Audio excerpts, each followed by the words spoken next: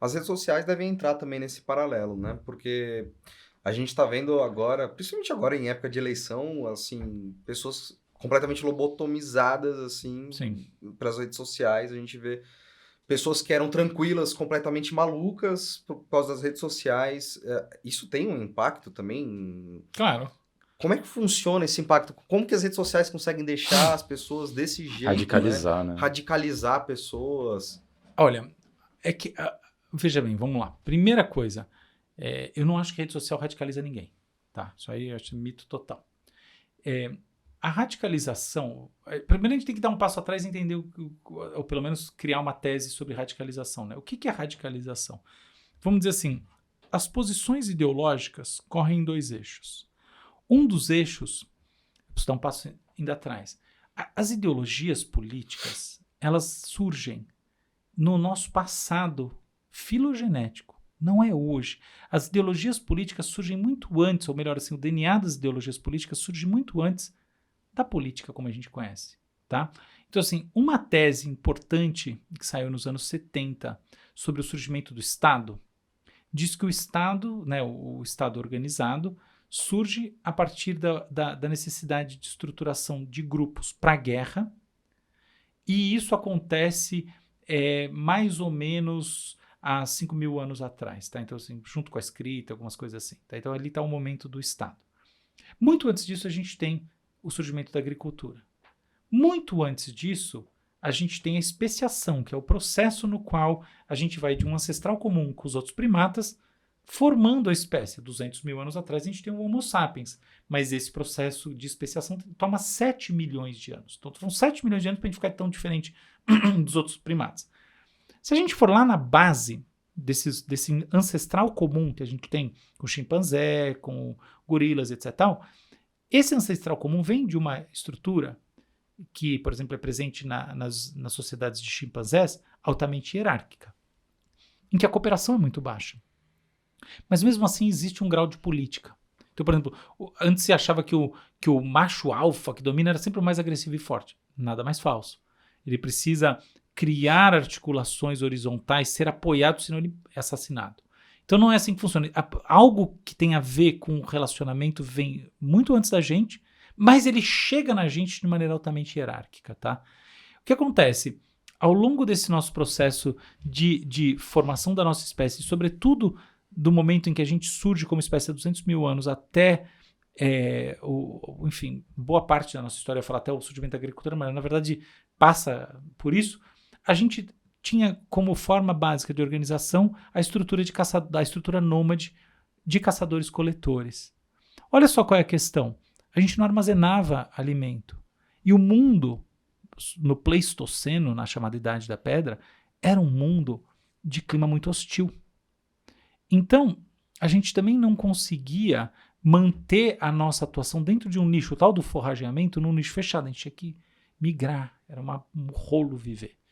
Com isso, a capacidade de estabelecer hierarquias de força era muito difícil. Nesse processo, uma espécie de horizontalidade humana foi sendo estabelecida. Tem várias ressalvas a isso. Tem um grande antropólogo, que eu sou muito fã dele, chamado David Graeber, que publicou um livro importante, The Dawn of Everything, mostrando que, na verdade, já existiam hierarquias entre os caçadores-coletores pré-históricos, assim como existiam estruturas complexas, e também, do outro lado, a agricultura, você tem sociedades de agricultores e também do pastoreio que são mais horizontalizadas. Então, tem exceções, mas são exceções. A base é o seguinte, a gente vem de uma estrutura extremamente hierárquica do ponto de vista primata, a gente passa quase 7 milhões de anos formando uma coisa que, dada a estrutura do ambiente em que a gente vivia, o forrajamento, a necessidade toda de se espalhar, ela era muito mais horizontal. E, a partir do momento que a gente começa a ter valor econômico sendo produzido e capacidade de armazenamento, capacidade de você transmitir, tem também uma tese muito importante, um artigo muito importante, mostrando que uma das origens da própria desigualdade humana é a transmissão de propriedade, que no final das contas vira modernamente a herança. Mas enfim, quando você começa a adquirir essa capacidade, é como se alguma coisa daquele passado, não que a gente virasse chimpanzé de novo, não tem nada a ver, porque a gente nunca nem foi chimpanzé, mas alguma coisa fosse reconectada e a gente tivesse esse U, tá bom? Então, esse U forma uma das linhas de todas as ideologias. Beleza? O que acontece? E você tem uma segunda linha que é a base de todas as ideologias, que é assim, conforme a gente tem um grupo estruturado, que volta no ficar ou partir, a gente tem muito, muito incentivo para manter o status quo do grupo. Porém, se você manter o status quo por definição e todo mundo mantém o status quo por definição e o grupo é ameaçado por alguma coisa, por definição todo mundo morre. Então, é adaptativo que existam pessoas que têm um perfil mais, vamos arriscar, vamos fazer, e isso muitas vezes assim, mais abertura a costumes, a experimentar, e outras mais reiterativas. Historicamente, as coisas também seguem assim. Então, por exemplo, o surgimento dos chamados grandes deuses, né? Eu sei, não quero criticar nenhuma religião, mas é claro que tem um momento histórico que as religiões abraâmicas começam a surgir. Na verdade, elas já surgem em sociedades com mais de 1 milhão de pessoas, então coisas... Enfim, você tem toda uma estrutura na qual essas, né? Isso que seria assim, a oposição entre o mais liberal e o mais conservador surgem, tá? Então, é um outro desenho. Então, a gente tem aqui 2 grandes eixos, beleza?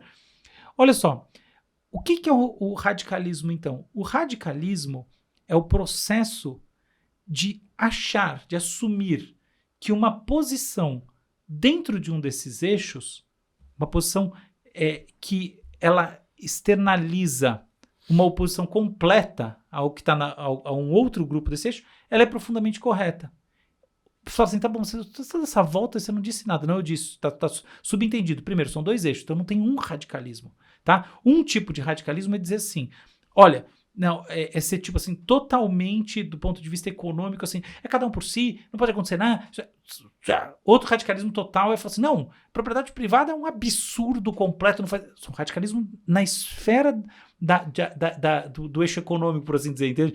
De como é que os recursos são manejados, que é aquilo que eu estava, né, falando antes. Agora o outro, não, tudo que já foi um dia pensado é uma merda, não serve pra nada serve pra nenhum costume, serve pra nada, tudo é uma porcaria, fogo em tudo.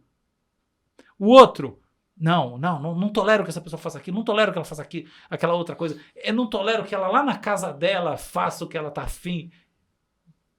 São formas de se relacionar com a sociedade que antagonizam outros grupos, mas que, na verdade, elas são, assim, minoritárias na sua essência, percebe? Porque são eixos inteiros de disposição e não é nenhum, são 2.